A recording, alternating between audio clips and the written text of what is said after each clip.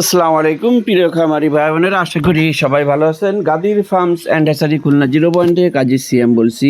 বরাবরের মতো আপনাদের সামনে নিয়ে হাজির হলাম একটি ব্যতিক্রম ধরনের ভিডিওতে দেখতে পাচ্ছেন রাজহাঁস এবং বেইজিং হাঁস। এগুলো আসলে আমার কাছ থেকে আমাদের খামারি ভাই নিছিল, সে বড় করছে, তাই সেই ভিডিও পাঠাইছে, তাই আপনাদেরকে দেখাচ্ছি যে দেখুন মানুষ কতটা পরিশ্রম করলে তার সফলতা পায়। এই হাঁসের পিছনে পরিশ্রম করছে, আজ সে সফলতা পাইছে এবং অনেক বড় বড় করছে। দেখেন রাজহাঁস আর বেইজিং হাঁসের কিন্তু প্রায় একই সাইজ, কারণ হচ্ছে বেইজিং হাঁস সে যত্ন সহকারে পালন করেছে, এই জন্য অনেক বড় বড় সাইজ হয়েছে। দেখাই বোঝা যাচ্ছে দেখলে যে 3 কেজির উপরে হয়ে গেছে এবং সে প্রায় 3 মাস ধরে এটা পালন করছে এবং প্রতিনিয়ত আমার কাছ থেকে সুবিধা অসুবিধা টিপস নিয়েছেন।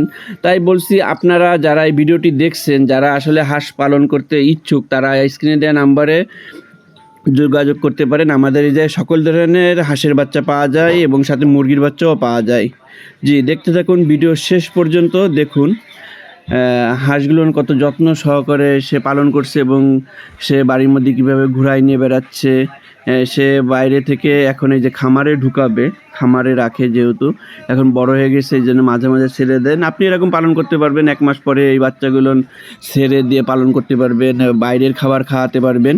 মিনিমাম 1 মাস আপনি আটকায় রাখলে হবে কি, এরা রোগ ব্যাধি থেকে মুক্ত থাকবে। এবং তবে ছেড়ে দেওয়া থেকে ভিতরে বড় জায়গা করে যদি রাখতে পারেন, তাহলে রোগ ব্যাধি থেকে সম্পূর্ণ সেফ থাকবে সবসময়ের জন্য।